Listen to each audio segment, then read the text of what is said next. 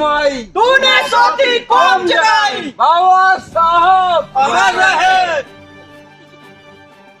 बाबा साहब अपने जीवन के अंतिम दिनों में भी बहुजन समाज को कई ऐसे संदेश दे गए जो आज भी समाज के लिए मार्गदर्शन व रूपरेखा देने का काम करती है।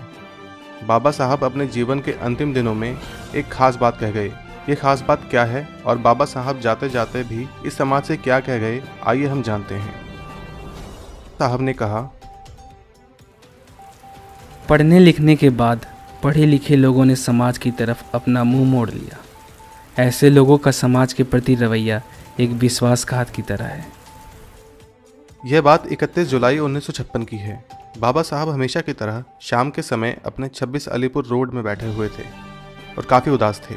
जब बाबा साहब के करीबी और उनके सहायक नानक चंद रत्तू जी ने उनसे दुख का कारण पूछा, तब बाबा साहब अपने दुख का कारण बताते हुए कहने लगे, मुझे किस बात का दुख है ये तुम लोग नहीं समझोगे। मुझे इस बात का बहुत दुख है कि अपने जीवन काल में मैं अपना कार्य पूरा नहीं कर पाया और मेरी ये इच्छा थी कि मैं अपने लोगों को बाकी समाज के साथ साथ राजनीतिक सत्ता के हिस्सेदार बनते देखूं। मैं यह देखना चाहता हूं कि मेरे समाज के युवा भी राजनीति में आए। स्वर्णों ने भारत की राजनीति पर अपना कब्जा जमाया हुआ है।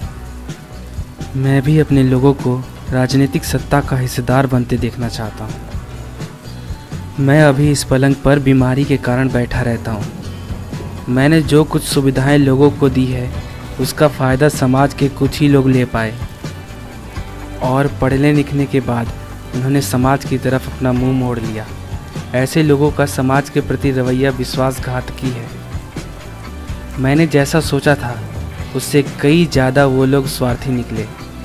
वो केवल अपने लिए जीने लगे। ऐसा जीना समाज के लिए आत्मघातकी साबित होगा।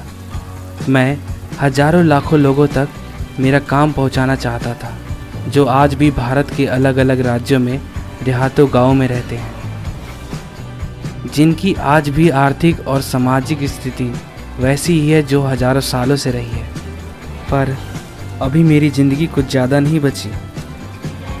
मुझे मेरे जीते जी मेरी किताबें बुद्ध एंड हिज धम्मा और revolution of counter revolution in ancient India, riddles of Hinduism का प्रकाशन करना था, मगर मेरे जीते जी ऐसा मुमकिन नहीं लगता।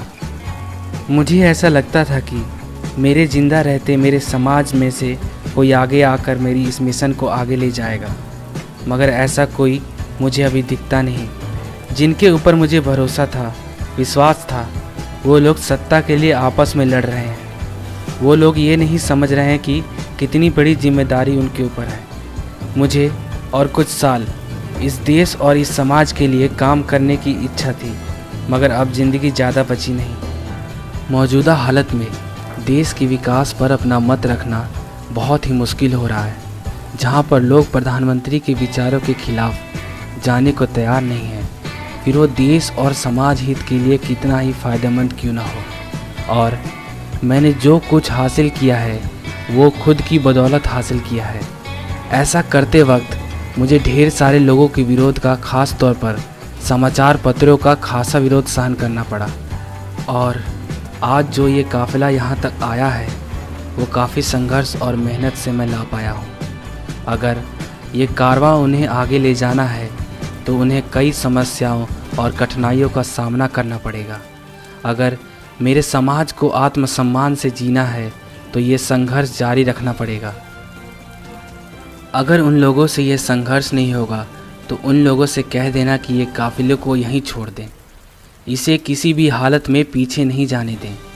हो सकता है ये मेरे जीवन का आखिरी संदेश हो, पर मेरे इस संदेश को मेरा समाज नज़रअंदाज नहीं करेगा, ऐसी मैं आशा करता हूँ। जाओ नानक जाओ, मेरा यह संदेश मेरे समाज के लोगों को पहुँचा दो।